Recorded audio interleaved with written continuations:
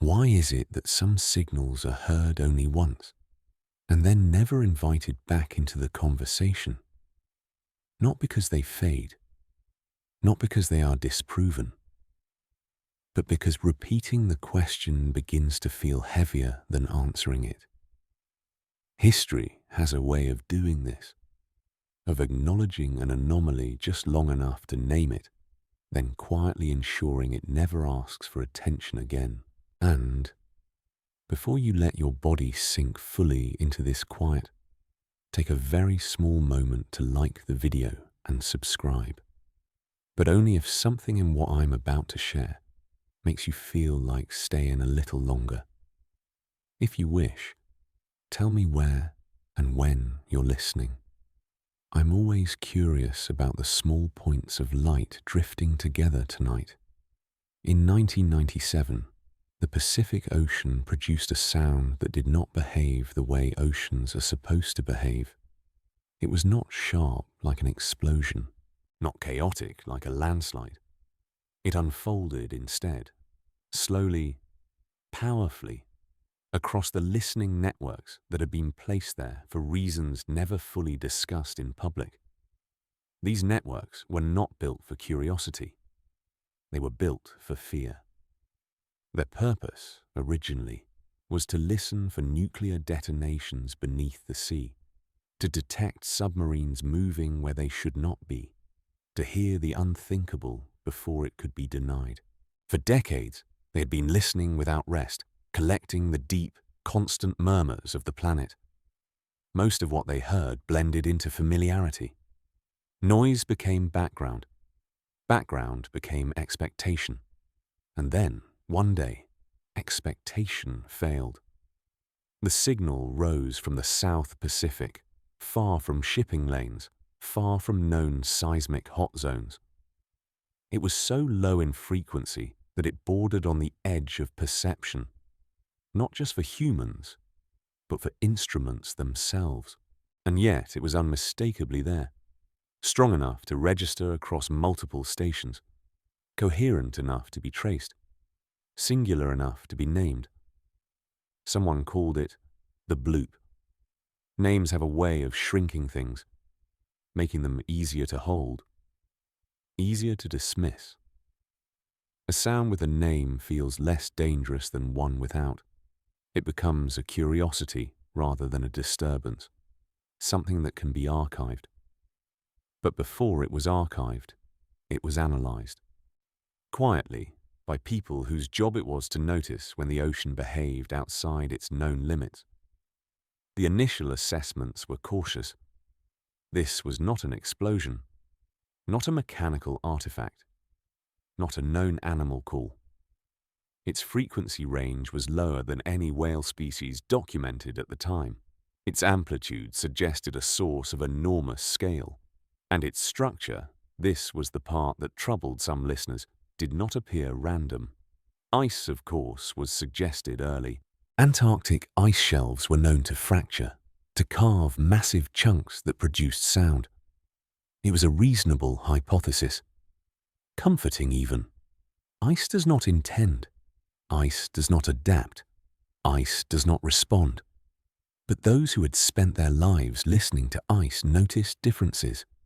Icequakes tend to be abrupt, fractured. Their acoustic signatures spike and collapse in ways that reflect sudden release. This sound did something else. It swelled. It sustained.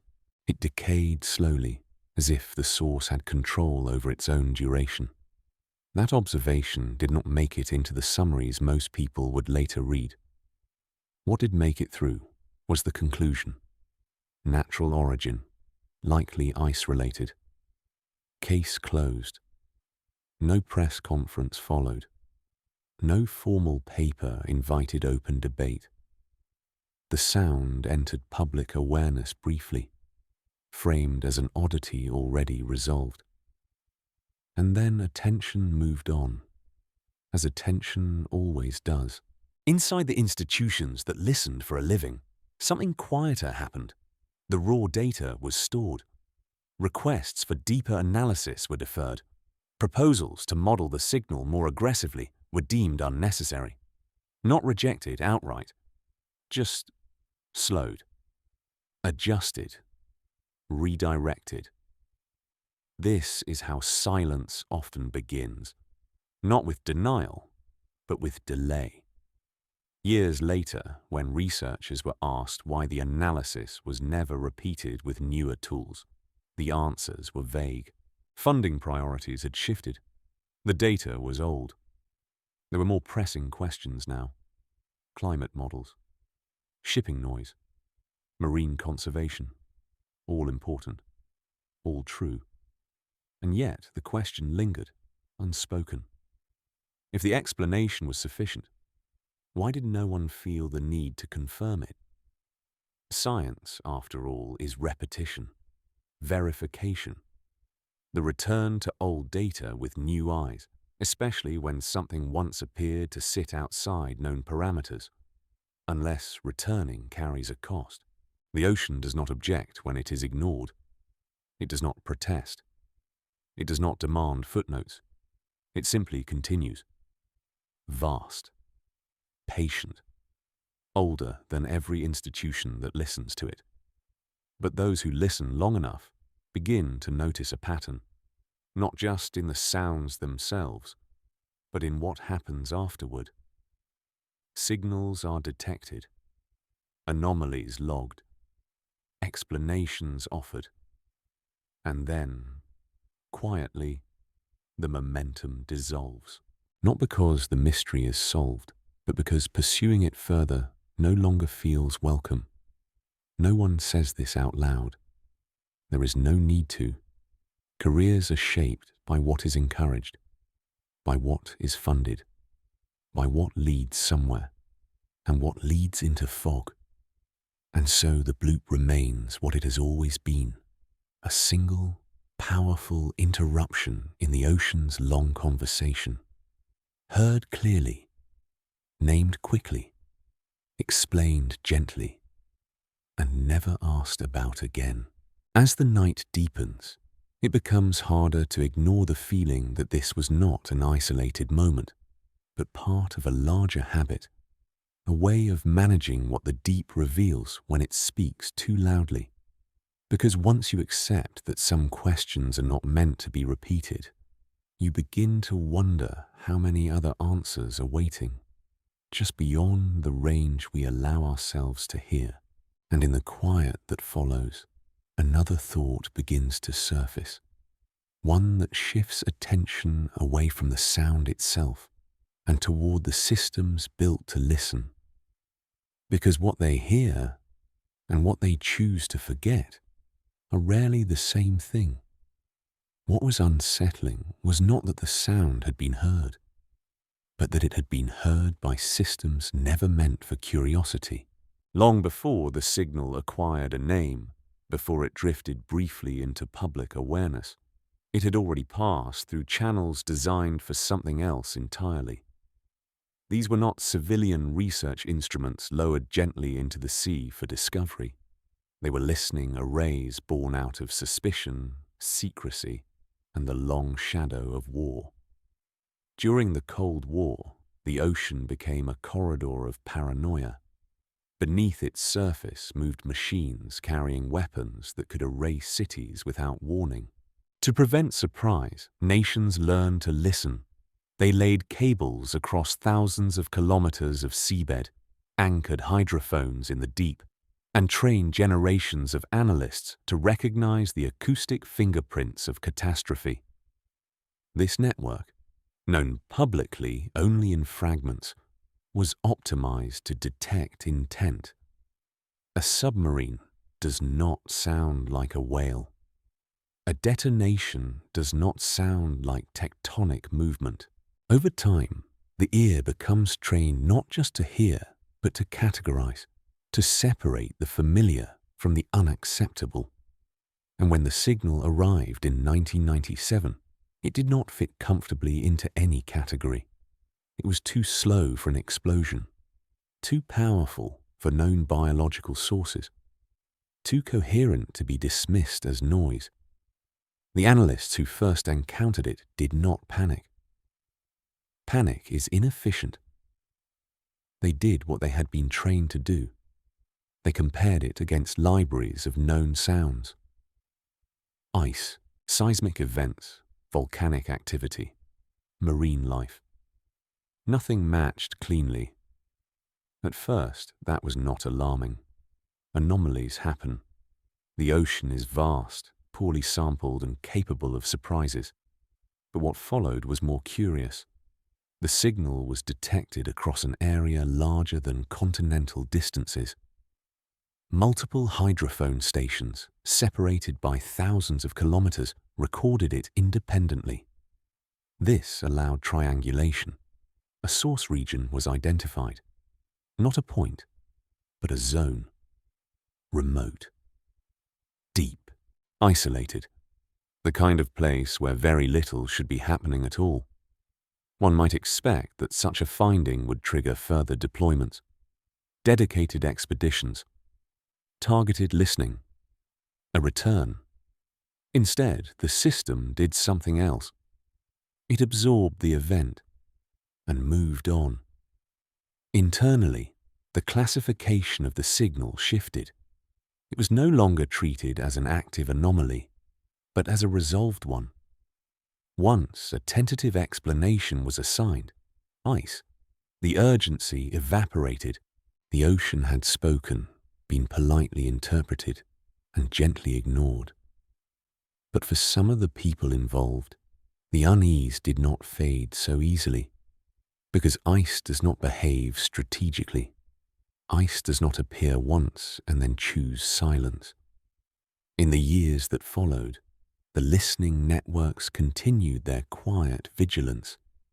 They recorded earthquakes, storms, submarines passing where treaties allowed and where they did not. They catalogued the constant hum of shipping, the increasingly dense acoustic footprint of human commerce. And yet, the specific signature of that 1997 event never appeared again. Not in that form. Not at that scale. Which raises a question that no official document ever addressed. If it was ice, why only once? Ice shelves carve repeatedly. Glaciers fracture seasonally. The mechanisms proposed as explanations are not singular events. They are processes. Processes repeat, unless something interrupted them, or unless the explanation was never the point. There is a quiet distinction between solving a mystery and stabilizing it. One seeks understanding. The other seeks containment. From an institutional perspective, ambiguity carries risk, especially when the systems involved were never designed to confront unknown intelligence, only known threats. When something appears that does not announce itself as hostile, but also does not behave like nature, it occupies an uncomfortable space, not dangerous enough to justify alarm, not ordinary enough to dismiss entirely. In such cases, the safest option is often to stop asking. No memos forbid further study. No directives ban reanalysis. The environment simply changes. Funding is redirected. Priorities adjust. New projects are framed as more urgent, more relevant, more productive. And gradually, a line is drawn, not on paper, but in practice. Some questions are allowed to rest. This pattern is not unique to oceanography. Throughout history, discoveries that do not fit existing frameworks often experience a similar fate. They are acknowledged briefly, explained quickly, and then allowed to drift into obscurity.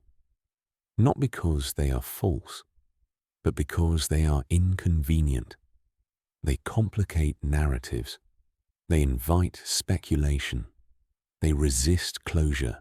The ocean, in this sense, becomes a mirror, reflecting not just the unknown, but our tolerance for it. Those who continued to listen occasionally reported other anomalies, sounds that defied easy classification, patterns that suggested structure rather than randomness. But without the momentum of institutional interest, these reports rarely traveled far. They remained anecdotes, footnotes, whispers in technical meetings that ended without conclusions. And over time, even the people who noticed learned something else, something unspoken but understood. There is a difference between what can be heard and what can be followed. As years passed, the original data from 1997 remained archived, accessible but untouched. Like a door left unlocked in a building no one visits anymore. Technology advanced. Analytical tools improved. Machine learning promised new ways to extract meaning from noise, but the sound that once spanned an ocean did not benefit from these advancements. It did not need to be disproven. It only needed to be left alone.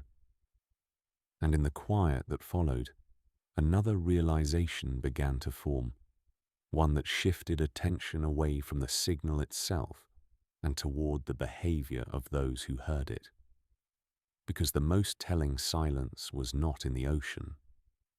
It was in the response, and once that pattern is recognized, it becomes difficult not to notice it elsewhere, in other data sets, other anomalies, other moments when listening stopped just short of understanding, which leads to a deeper unease, not about what made the sound, but about what might happen if it were heard again. What lingered after the signal faded was not fear, but a subtle recalibration of attention. The listening systems continued their work, uninterrupted on the surface. Screens still glowed in darkened rooms. Analysts still wore headphones through long shifts. The ocean did not go silent. If anything, it grew louder as decades passed. Shipping traffic increased, seismic monitoring expanded, and the acoustic footprint of humanity spread outward like a low, constant breath. Yet within that growing noise, certain absences became noticeable. Not immediately. Absence is difficult to detect without expectation. It reveals itself only when something should be there and is not. The hydrophone networks had been designed with redundancy in mind. Overlapping coverage ensured that no significant event would be heard by only one station. This was how confidence was built, through repetition, correlation, confirmation. But the 1997 signal resisted repetition. It remained singular, isolated in time, unaccompanied by echoes or variations. From a scientific perspective, this was problematic. One-off events are notoriously difficult to study. Without recurrence, there is no opportunity for controlled observation, no way to refine hypotheses. In such cases, the standard approach is patience. Wait long enough, and nature will repeat itself. Except, sometimes, nature does not. Or perhaps it does, but not in ways we are permitted to notice. As years passed, new generations of researchers entered the field, many unaware of the anomaly that had briefly unsettled their predecessors. Institutional memory is selective. What is not emphasized in training gradually disappears from conversation, and so the signal became less a mystery than a rumor, something mentioned occasionally, without urgency, without context. But the ocean was not static. During the early 2000s, improvements in sensor sensitivity allowed for the detection of increasingly subtle acoustic phenomena. New arrays were deployed, old ones upgraded. Vast data sets accumulated, more information than any human team could fully interpret. In theory, this should have increased the likelihood of rediscovering the anomaly. In practice, it did not. Because the tools had changed, but the questions had not been permitted to. Automated filters were trained on known signatures. Algorithms learned to prioritize familiar patterns, seismic tremors, marine life, mechanical noise. Anything that deviated too far from established profiles was often flagged briefly and then discarded as artifact.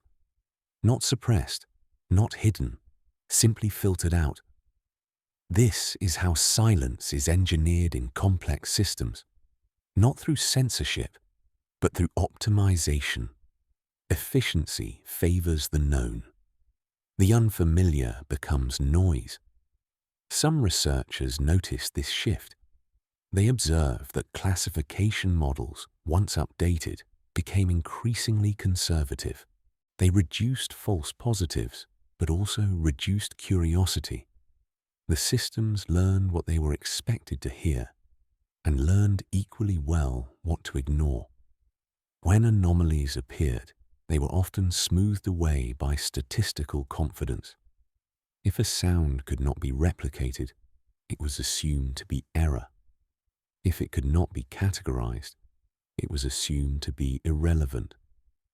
And so the ocean continued to speak, but only certain words were allowed to register.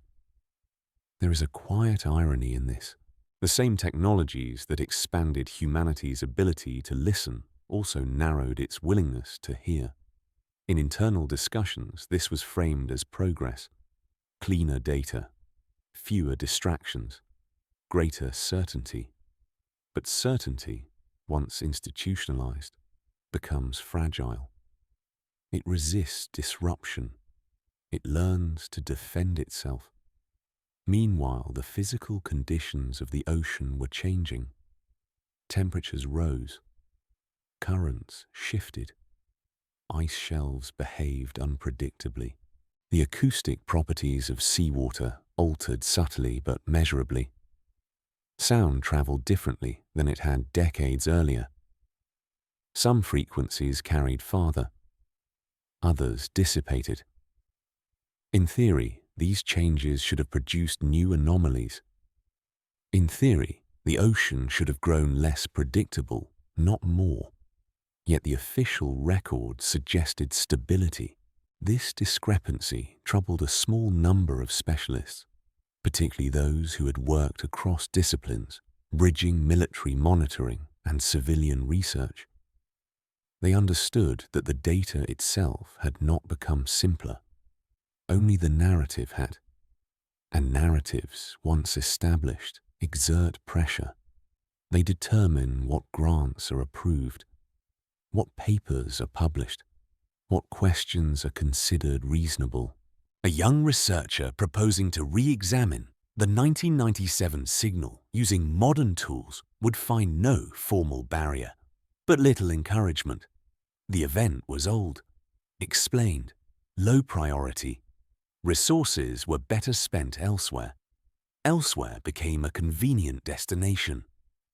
And so the signal remained archived, untouched by curiosity, not because it had been disproven, but because it had been normalized into irrelevance. This raises an uncomfortable possibility that the most effective way to bury uncertainty is not to deny it, but to declare it boring, to move past it so thoroughly that revisiting it feels indulgent, unproductive, even unprofessional. At some point, the question shifts, not from "what was that sound?" but from "why did we stop caring?" The answer does not require conspiracy. It requires only fatigue. Fatigue with ambiguity.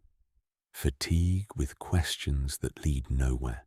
Fatigue with the possibility that some phenomena resist explanation, not because they are complex, but because they exist outside the frameworks we are prepared to use. And yet, history suggests that such fatigue is dangerous. Many of the most consequential discoveries began as anomalies, inconvenient data points that refused to conform. They survived because someone insisted on listening longer than was comfortable. In this case, no one insisted, or perhaps they did, quietly, briefly, and then learned not to, which leaves us with a final, unresolved tension. If the signal was harmless, its absence should reassure. If it was natural, it should recur. If it was noise, it should dissolve into irrelevance. But if it was something else, something contingent, responsive, or intentional, then silence may not be absence at all. It may be restraint, and restraint implies awareness, a thought few institutions are equipped to entertain, especially when the ocean has already demonstrated that it can be heard once and then choose not to speak again. Silence, when sustained long enough, begins to feel intentional, not as an accusation, but as a pattern, one that invites interpretation whether it is wanted or not. By the mid-2000s, the original signal had faded almost completely from professional discourse. It survived only in obscure references, informal conversations, and the private recollections of those who had been present when it first emerged. But while attention drifted away from the event itself, another layer of complexity quietly surfaced, because the systems that heard the signal did not exist in isolation. They were part of a larger infrastructure, one shaped by decades of strategic listening, geopolitical anxiety, and the assumption that the greatest threats would announce themselves violently, loudly, predictably, in ways that justified response. What the signal represented did not fit that expectation. It did not escalate. It did not repeat. It did not demand interpretation through force. It arrived, occupied the senses completely, and then receded, leaving behind only the question of whether it had ever intended to be understood. For institutions built around detection and response, this posed a philosophical problem rather than a tactical one. How does one respond to something that does not persist? How does one justify attention to an event that does not threaten, does not repeat, and does not resolve? The easiest answer, historically, has been to deprioritize, and so attention shifted elsewhere, toward measurable dangers, toward known adversaries, toward signals that behaved as expected. But expectation is a narrow lens. Beyond the official frameworks, there were individuals who continued to think about the sound, not as an isolated phenomenon, but as part of a broader acoustic environment that humanity had only begun to explore. They noticed subtle correlations, not confirmations but coincidences, shifts in deep ocean noise profiles, variations in background frequencies that appeared briefly, then flattened. Regions where acoustic activity seemed to thin rather than intensify, as if something had withdrawn. None of this was definitive. None of it would survive peer review as evidence. But together, they formed a texture, a sense that the ocean was not simply a passive medium, that it responded. In military contexts, response implies adversary. In scientific contexts, it implies feedback. Both interpretations are uncomfortable when applied to the natural world. And so they remained interpretations, held privately. Around this time, funding priorities revealed another quiet transition. Large-scale deep ocean listening projects began to justify themselves less through exploration and more through maintenance, monitoring rather than discovery, stability rather than curiosity. This was not framed as retreat, but as maturity. The ocean, after all, had been largely mapped. The major questions, it was suggested, were already answered. What remained were refinements. But this confidence was selective. Less than a fraction of the seafloor had been visually observed. Vast regions remained acoustically opaque. The assumption of understanding rested not on completeness, but on comfort. Comfort with existing models. Comfort with silence. In this environment, anomalies became liabilities. They disrupted narratives of progress. They suggested that understanding was provisional, or worse, incomplete, in ways that might not be easily resolved. And so the signal was recast not as a question, but as an interruption. Something that had happened once, inconveniently, and then politely stepped aside. Yet history has a way of returning to its interruptions, often not through repetition, but through consequence. By the late 2000s, reports of unexplained acoustic disturbances increased subtly in certain regions, not dramatic enough to alarm, not consistent enough to investigate aggressively, but noticeable to those trained to listen. Whales altered migration patterns. Submarine crews reported transient interference. Instruments registered fluctuations that defied clean classification. Each incident taken alone was explainable. Taken together, they suggested a system under strain. Whether that strain originated from climate change, increased human activity, or something less defined was unclear. What was clear was that the ocean's acoustic environment was no longer behaving as predictably as before. And predictability is the foundation of control. When systems begin to behave unpredictably, institutions respond by narrowing focus, by reinforcing boundaries, by doubling down on what can be measured and managed. This creates a paradox. The more complex the environment becomes, the more rigid the interpretive framework grows. And rigidity is often mistaken for certainty. Somewhere within this tension lies the unresolved legacy of the signal, not as a threat, not as proof, but as a reminder that listening does not guarantee understanding, that detection does not imply comprehension, and that sometimes the most destabilizing events are not those that persist, but those that arrive briefly, alter perception, and then disappear without explanation, leaving behind a quiet suspicion that the silence which followed was not empty, but attentive, waiting, perhaps, not for better instruments, but for better questions. Questions few systems are designed to ask, and fewer still are willing to pursue, which raises a final discomfort for this part of the journey. If something was heard once, clearly enough to be recorded across an ocean, then the conditions that allowed it to be heard may not be gone. They may simply be dormant. And if that is the case, the next sound may not announce itself in the same way. It may arrive softer, closer, or already embedded within the noise we have trained ourselves to ignore. By the time attention drifted toward newer uncertainties, the systems that once heard the signal had themselves begun to change.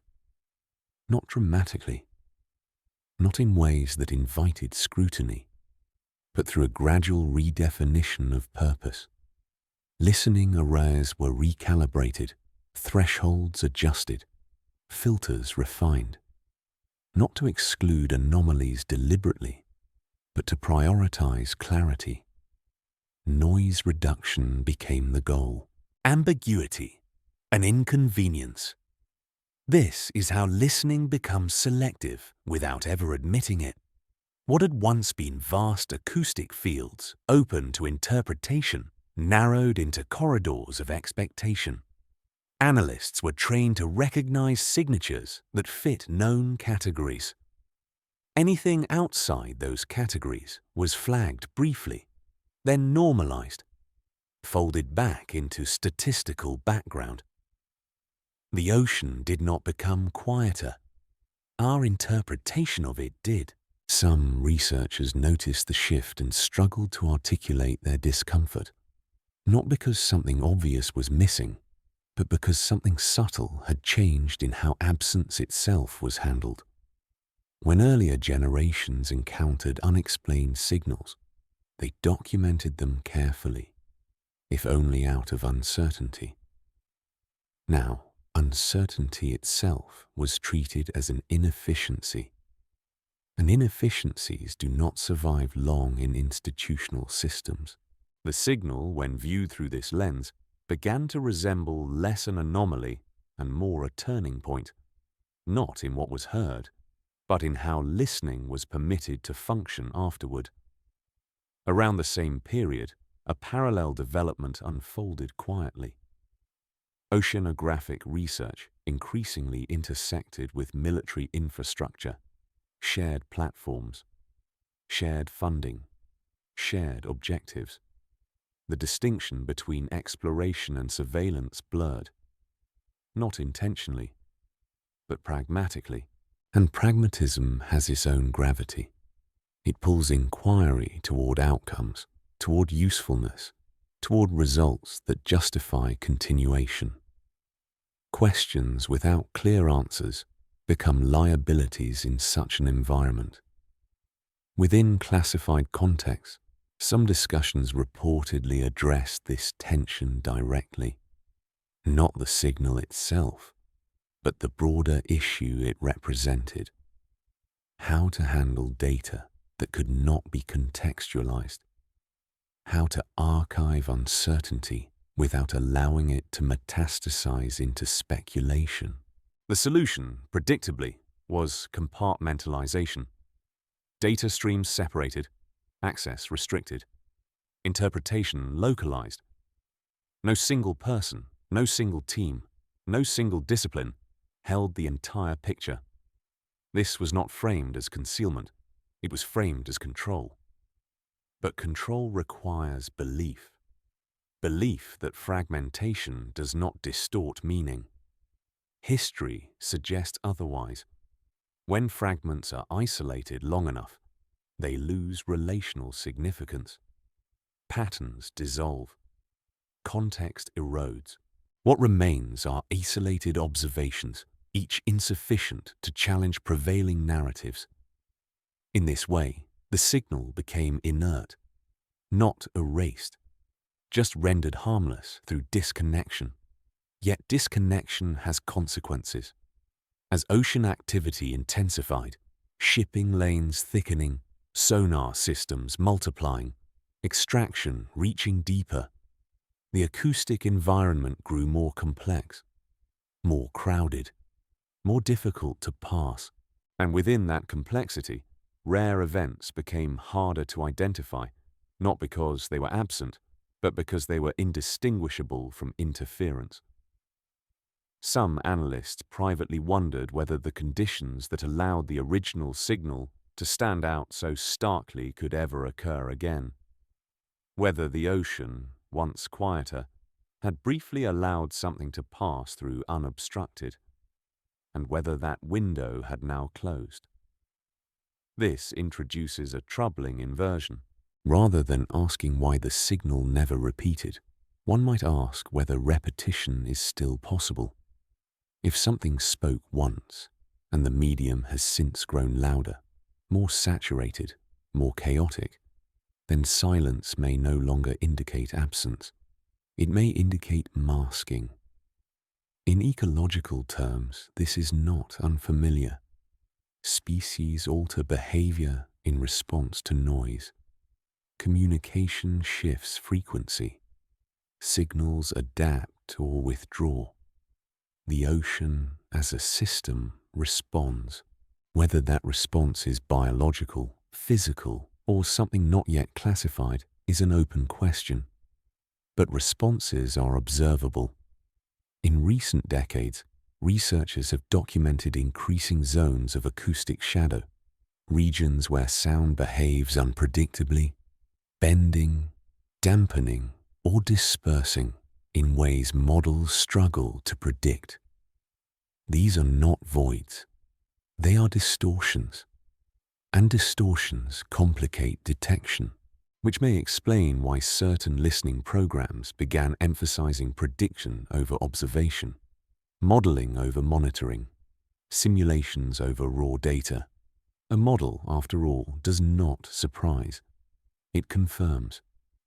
Within such a framework, the signal becomes an outlier not worth revisiting, a statistical aberration in an otherwise coherent system.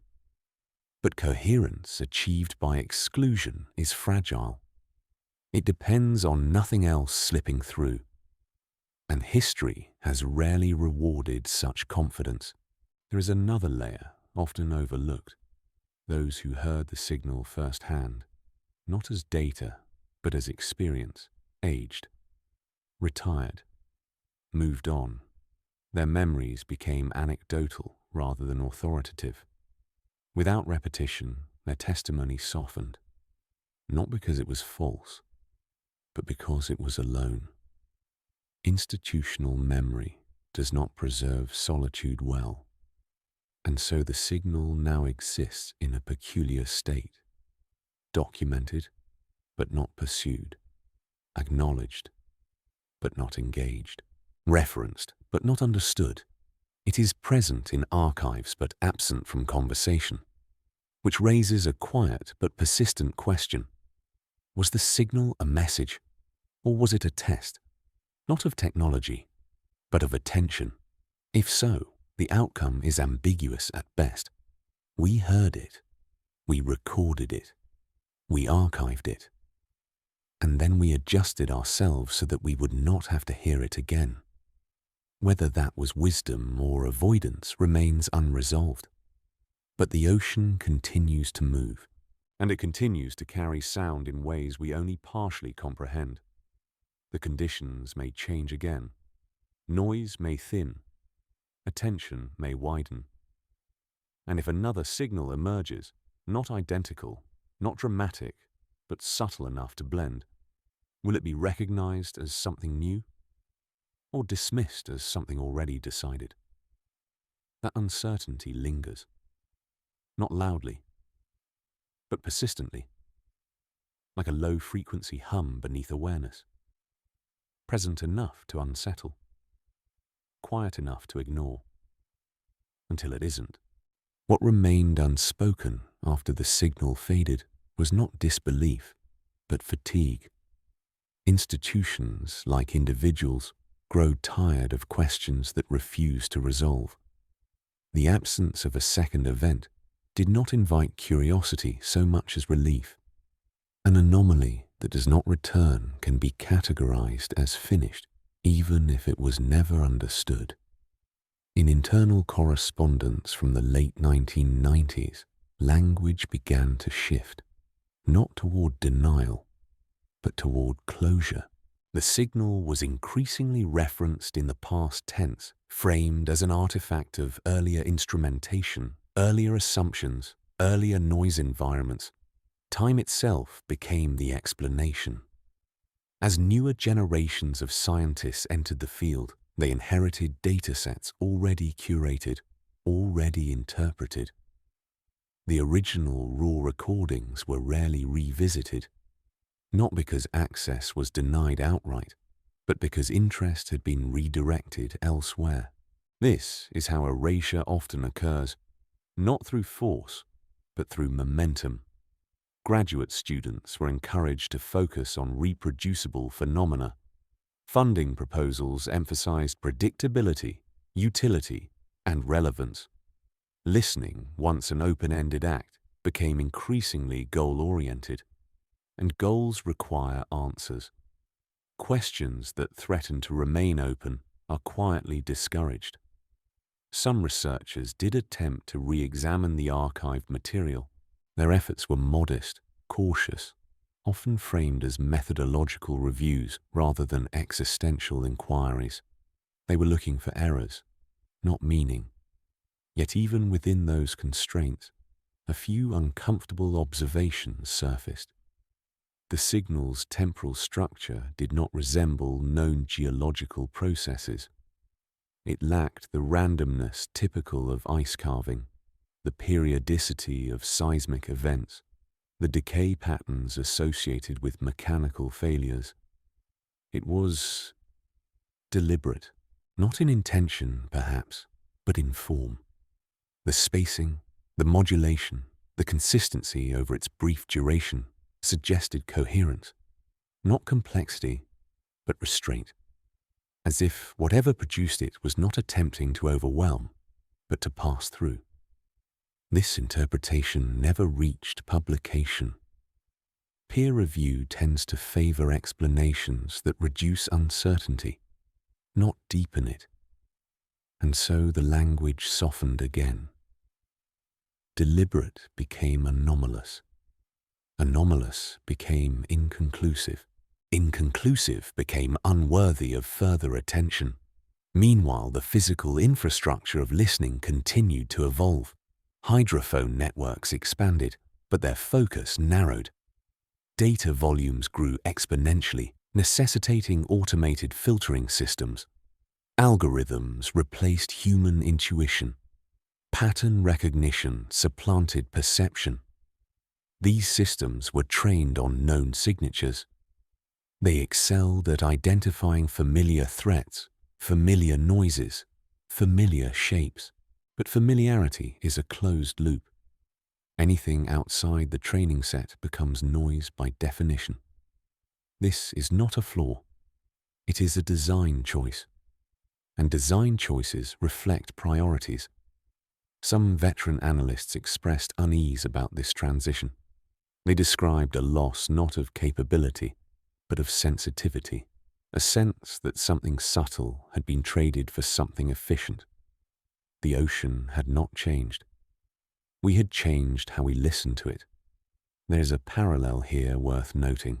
In astronomy, early radio telescopes detected signals that later instruments, more advanced, struggled to replicate. Not because the signals vanished, but because newer systems filtered them out as interference. Progress can narrow perception. In both sky and sea, listening is shaped by expectation, and expectation shapes reality. The signal, in retrospect, may have arrived during a brief alignment of quiet conditions, open parameters, human attentiveness, a moment when listening was still exploratory rather than defensive. Such moments are rare. They require patience. And patience is difficult to justify when budgets tighten and mandates sharpen. Over time, the signal's existence became a footnote, mentioned occasionally in lectures as a curiosity, a reminder of how much we do not know, quickly followed by reassurances of how much we do. Its deeper implications were left untouched, not because they were disproven, but because they were inconvenient.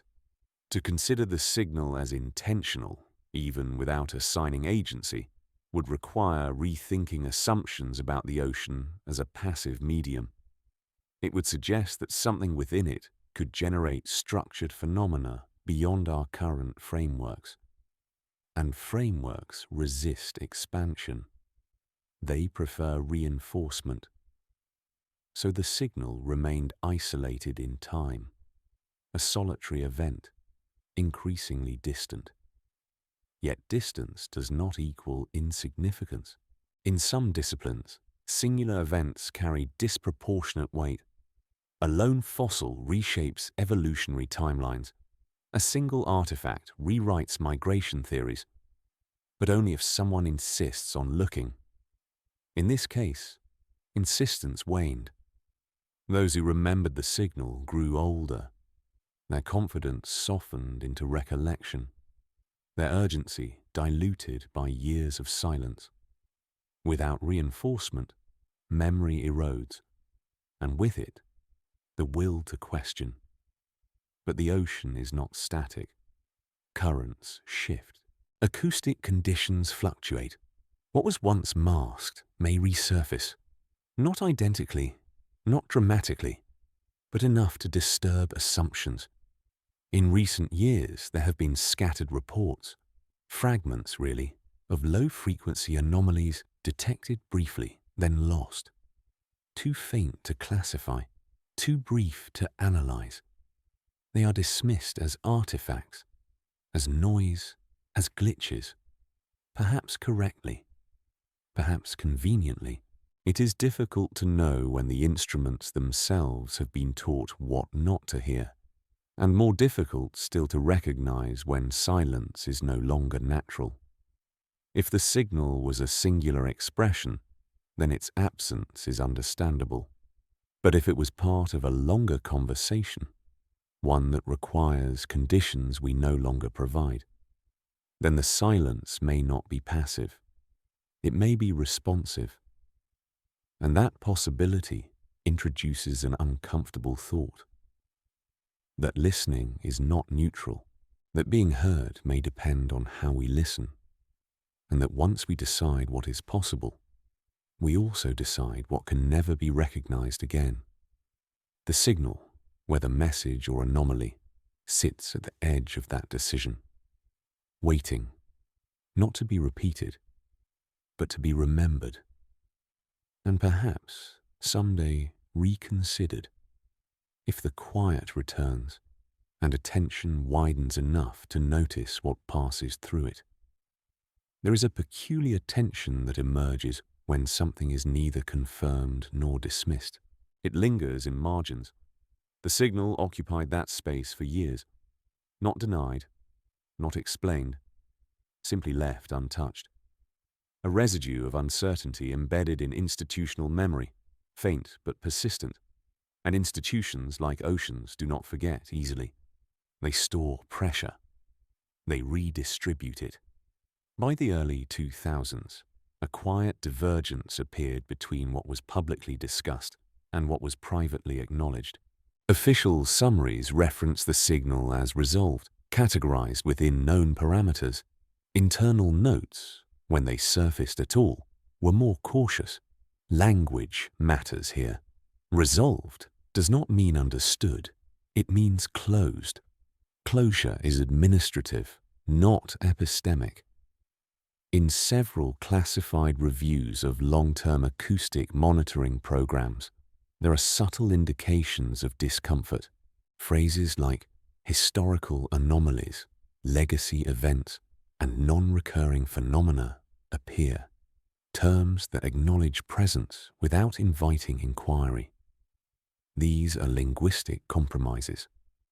They allow acknowledgement without responsibility. Responsibility would require revisiting assumptions, reopening datasets, and accepting the possibility that earlier interpretations were incomplete.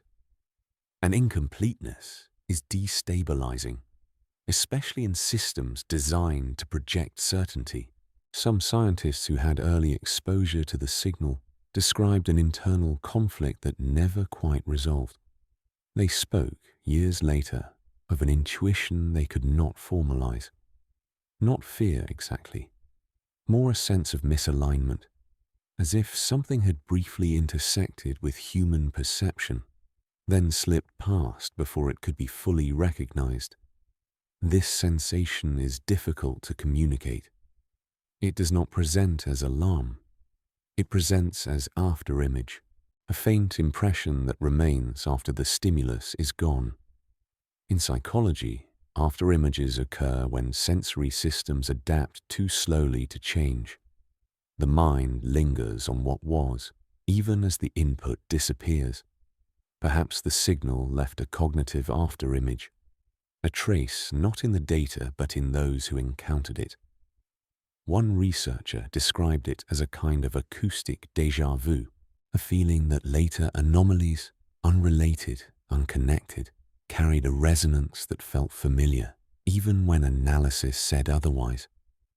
This familiarity was dismissed as pattern-seeking behavior, a known cognitive bias, and perhaps it was. But bias does not arise in a vacuum. It feeds on experience. The more troubling possibility is that the signal recalibrated expectation in subtle ways. That once something beyond classification is encountered, the boundaries of what feels plausible shift, not outward, inward. The mind becomes more cautious, more reserved, less willing to declare certainty. This is not a trait institutions encourage. Certainty drives funding. Certainty reassures oversight. Certainty maintains authority. Doubt complicates all three. And so doubt was contained, not suppressed, but redirected into personal reflection rather than public discourse. Those who harbored it learned to compartmentalize. They continued their work, published their papers, taught their students, and carried the unresolved question quietly. There is a cost to this kind of internal division. Over time, it erodes confidence, not in data, but in narrative. When the story told publicly diverges from the uncertainty felt privately, tension accumulates. Most resolve it by aligning with the narrative. A few do not. Those few often drift toward the periphery of their fields. They become cautious voices, reluctant to speculate, hesitant to assert. They are not silenced, they are sidelined. This is not punishment, it is gravity. Fields organize themselves around dominant frameworks. Those who question foundational assumptions find fewer places to stand. And so, the signal's legacy persisted not as a topic, but as a temperament, a subtle shift in how some scientists approached ambiguity. More careful, more restrained, less confident in the completeness of existing models. This may seem inconsequential, but temperament shapes inquiry. A field that collectively grows cautious about acknowledging uncertainty begins to narrow its scope. It asks safer questions, pursues cleaner data, avoids edges where interpretation becomes uncomfortable. The ocean, however, exists almost entirely at the edge. Its deepest regions remain largely unmapped. Its acoustic properties vary with temperature, salinity, pressure, and depth in ways that defy simple modeling. To study it meaningfully requires comfort with ambiguity. Yet the systems designed to listen to it increasingly prioritize clarity. This mismatch matters. It creates blind spots, not intentional ones, emergent ones. Blind spots formed not by ignorance, but by optimization.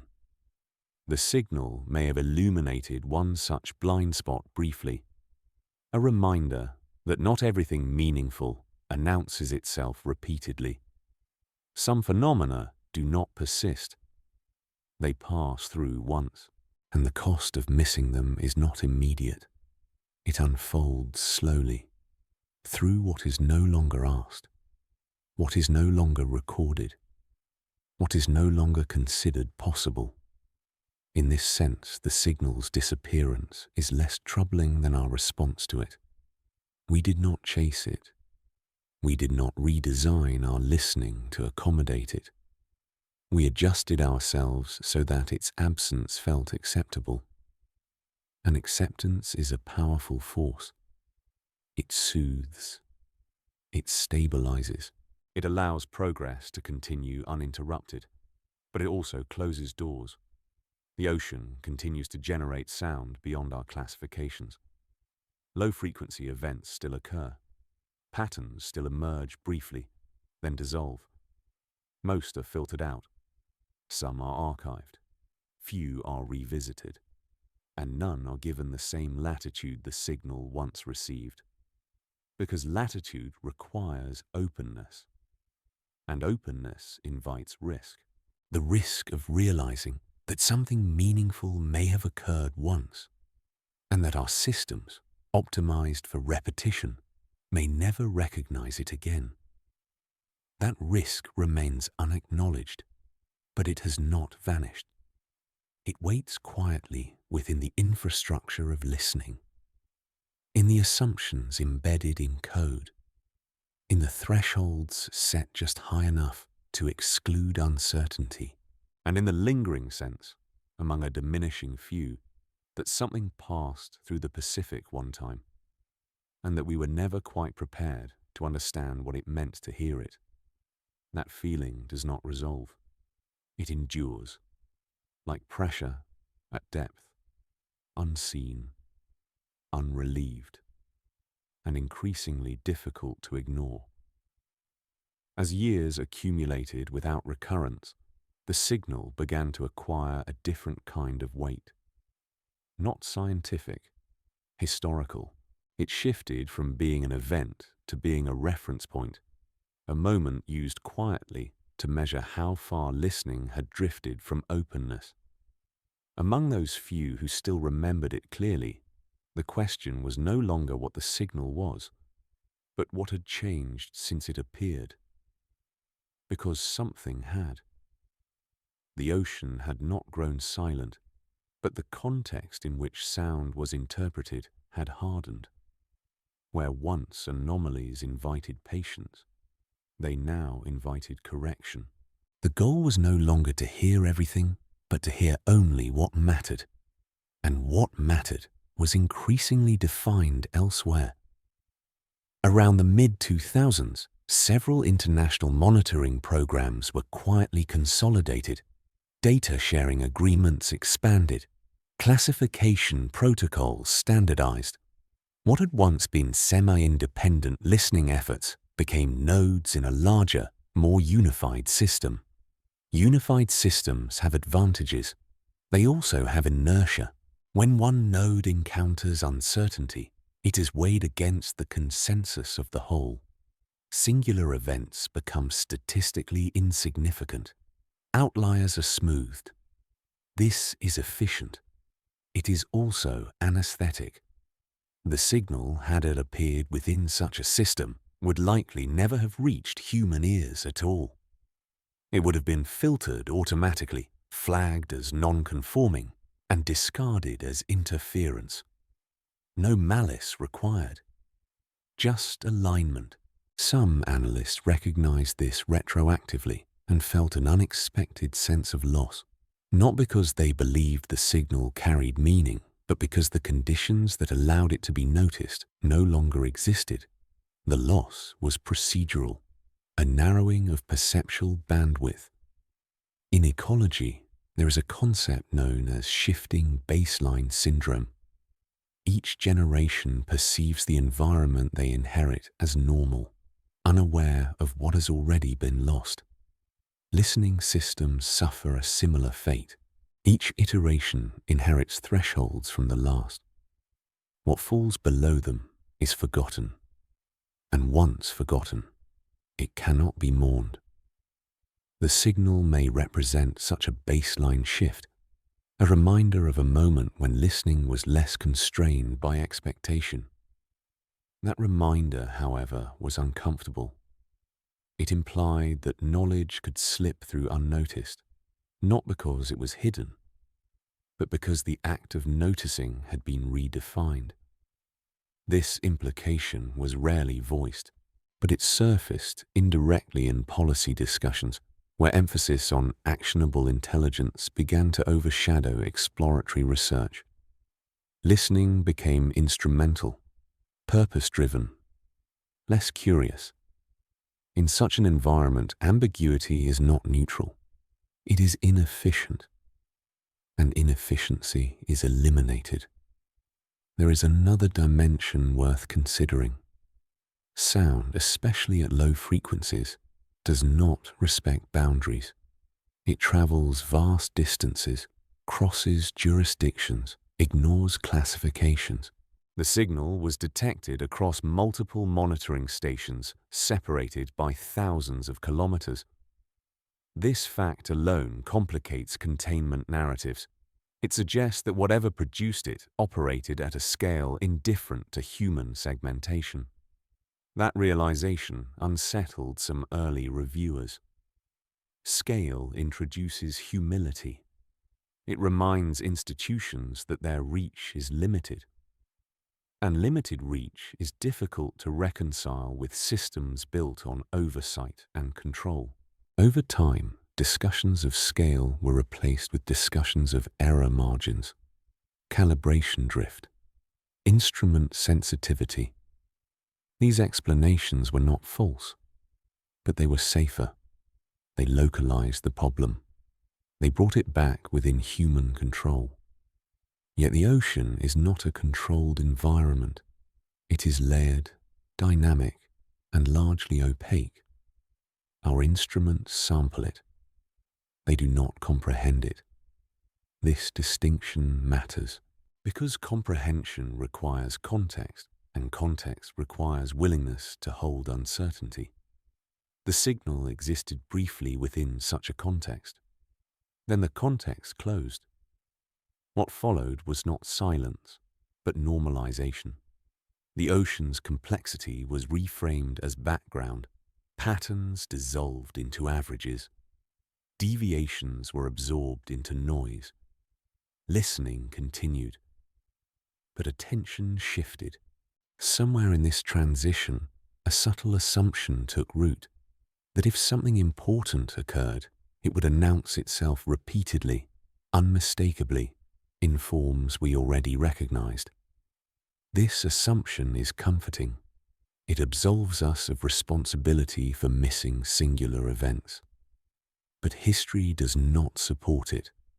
Many consequential phenomena appear once, briefly, under specific conditions that do not recur. Their significance emerges only in retrospect. The signal may belong to this category, not as a revelation, but as a test of attentiveness. And if so, the result remains unclear. We noticed it, but we did not adapt to it. We did not widen our frameworks. We returned to what was familiar. This is not failure. It is habit, and habits shape outcomes. In recent years, as computational power has increased, some researchers have proposed reanalyzing archival acoustic data using newer techniques. Machine learning models capable of identifying patterns beyond human perception. These efforts are framed as innovation, but they also raise a question. What if pattern recognition is not the same as listening? What if meaning resides not in frequency or amplitude, but in context, in timing, in absence, in relation to conditions that no longer exist? An algorithm cannot reconstruct a moment. It can only process what remains. And what remains of the signal is partial, filtered, detached from the environment that allowed it to stand out. This limitation is rarely acknowledged. Instead, confidence in technological progress fills the gap. The belief that better tools will inevitably recover what was missed. Belief, however, is not evidence, and progress does not guarantee reversal. Some thresholds, once crossed, cannot be uncrossed. Noise accumulates. Systems densify. Attention fragments. The ocean grows louder. Or perhaps it does not. Perhaps it only feels louder because we have lost the patience to listen slowly. The signal, viewed through this lens, becomes less an anomaly and more a marker, a quiet boundary between two eras of listening, one characterized by openness, the other by efficiency. What lies beyond that boundary remains uncertain. But uncertainty, once excluded, has a way of returning, not as sound, but as unease, a sense that something important occurred once, and that our response to it may matter more than whatever produced it. That sense persists, not urgently, not dramatically, but like a pressure gradient beneath awareness, waiting for conditions to change, waiting for quiet, waiting for someone to notice that listening itself has become the rarest signal of all. As the years passed, the signal receded further into abstraction.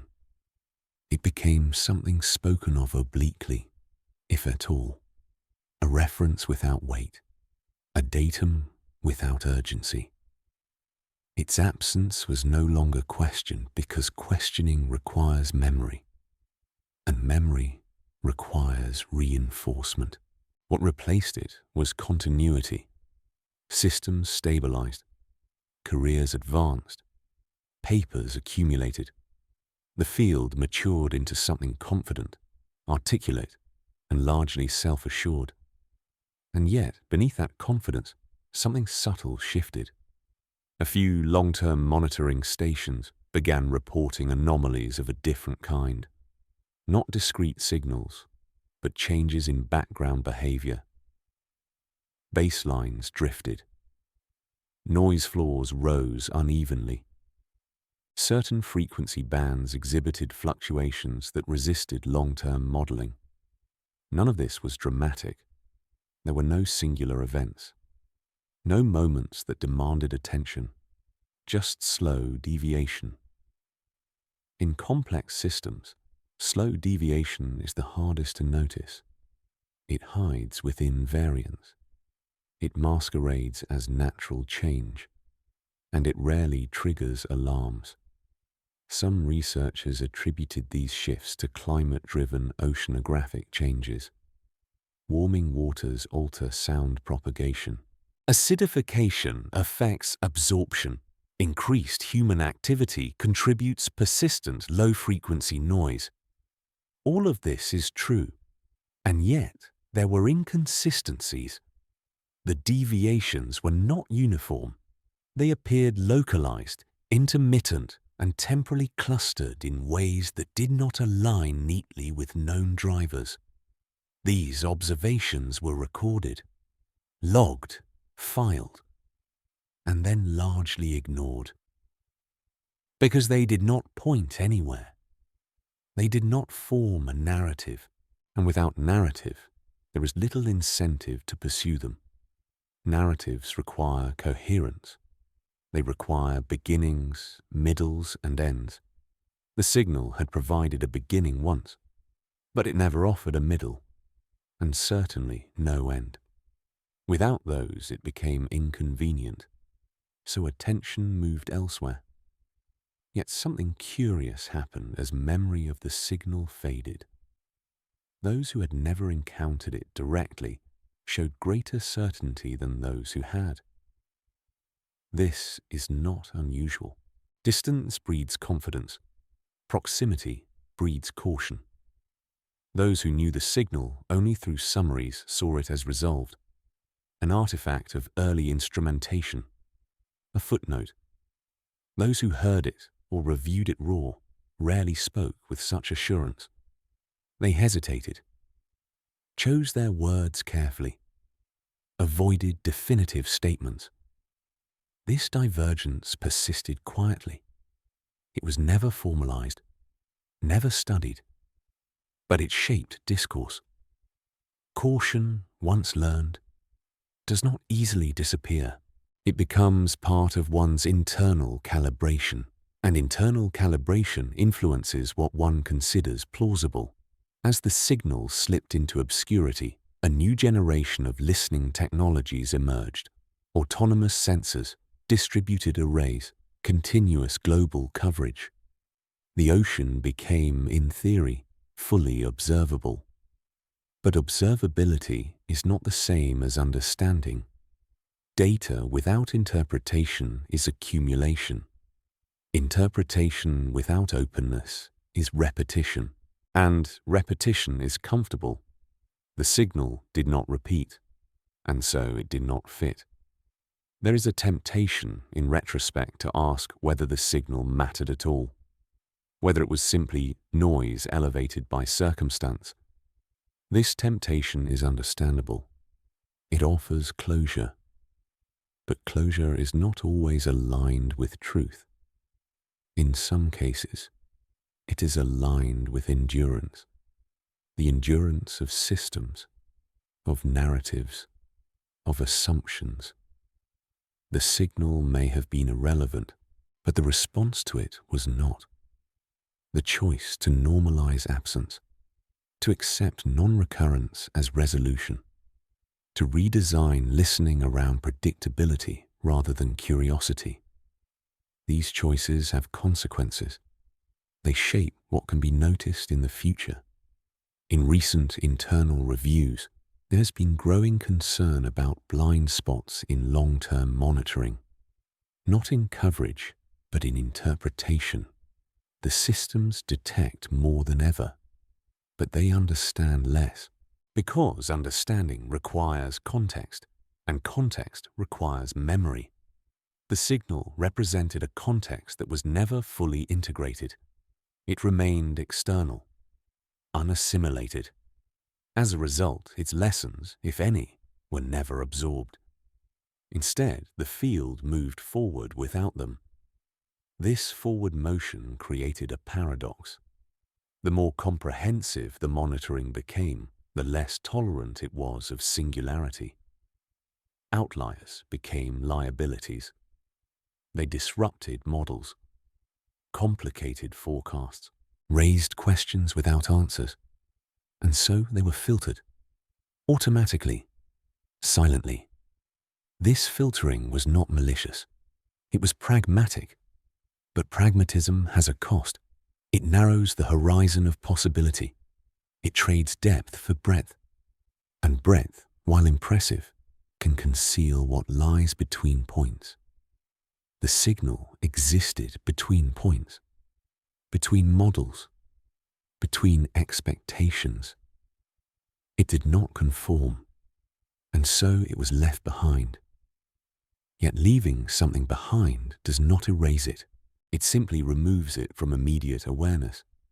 In geological terms, it becomes buried, not destroyed, buried. And buried things exert pressure over time. They distort surrounding layers. They create tension. They wait. The ocean continues to transmit sound. Its depths remain largely inaccessible, its dynamics incompletely understood. And within that vastness, the possibility remains that something occurred once, and that our systems, optimized for consistency, were not designed to accommodate it. This possibility is not alarming. It is humbling. It suggests that knowledge is contingent, that understanding depends not only on tools, but on posture, on how one listens. The signal, whatever it was, arrived during a posture of openness that no longer exists. And that absence of posture, not phenomenon, may be the most significant change of all. As the field advances, as instruments grow more precise and algorithms more refined, the risk is not that we will miss something again. It is that we will not recognize that we already have. That recognition, once lost, is difficult to recover. It requires more than data. It requires willingness to pause, to reconsider, to listen not for confirmation, but for disruption.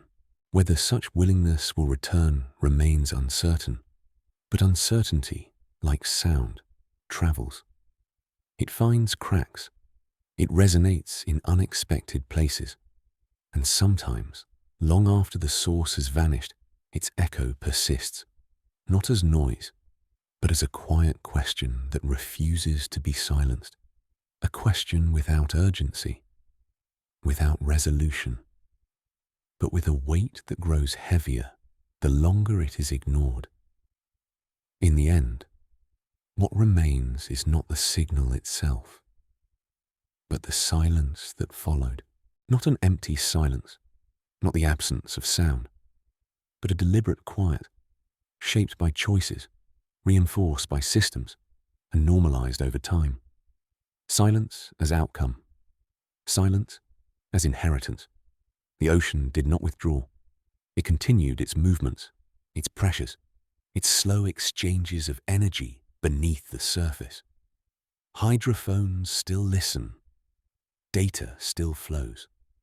Graphs still update. The machinery of observation remains intact. But observation is not the same as attention, and attention is not the same as care. Somewhere along the way, listening became procedural. It became an act performed for assurance rather than discovery, for monitoring rather than wondering. The signal existed at the edge of that transition, a brief interruption, a reminder that not everything announces itself in ways we expect or repeats itself for our convenience. It asked nothing. It explained nothing. It left no instructions. And that may be why it was so easily set aside. Human systems are built around response, around action, around resolution. An event that demands none of these feels incomplete, unfinished. And unfinished things are uncomfortable. They linger. They resist categorization. They sit quietly in the back of the mind, asking nothing, yet refusing to leave. For some, the signal became exactly that. Not a mystery to solve, but a presence to live with. A reminder that understanding is provisional, that history is shaped not only by what is recorded, but by what is allowed to fade. There is a temptation, when confronted with such moments, to frame them as warnings or messages, to assign intention, to imagine purpose. But doing so risks repeating the same error, forcing meaning where patience might be more appropriate.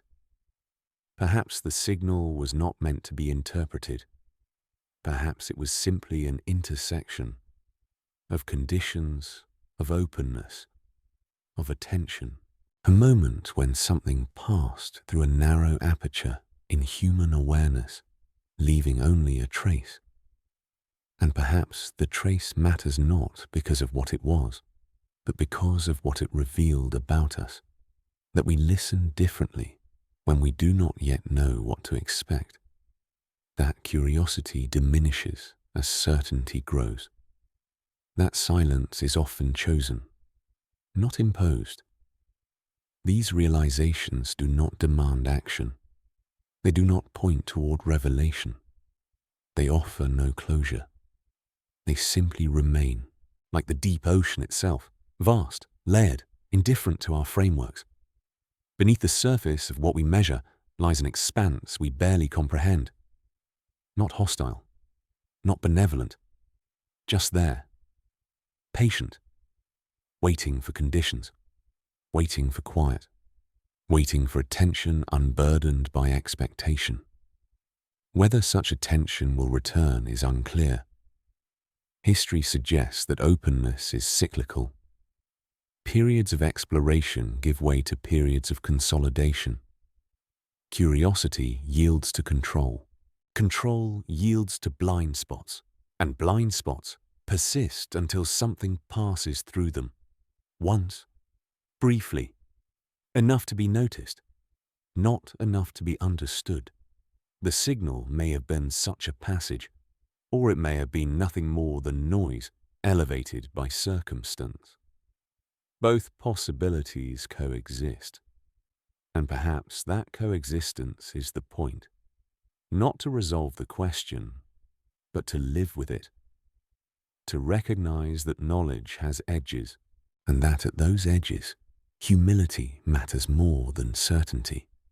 As the ocean continues to move beneath us, transmitting sound we do not hear and patterns we do not recognize, the signal remains part of its history and part of ours, not as an answer, but as a reminder that listening is an act shaped by choice, that silence can be natural or constructed, and that sometimes what changes history is not what is heard, but what is quietly decided never to be listened for again.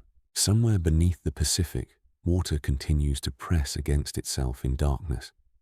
Sound travels, dissolves, reforms, and whether or not it ever aligns again with human attention, it does not wait for recognition. It simply passes through the deep, unnoticed, or remembered, depending on who is listening and how willing they are to sit with what does not ask to be explained.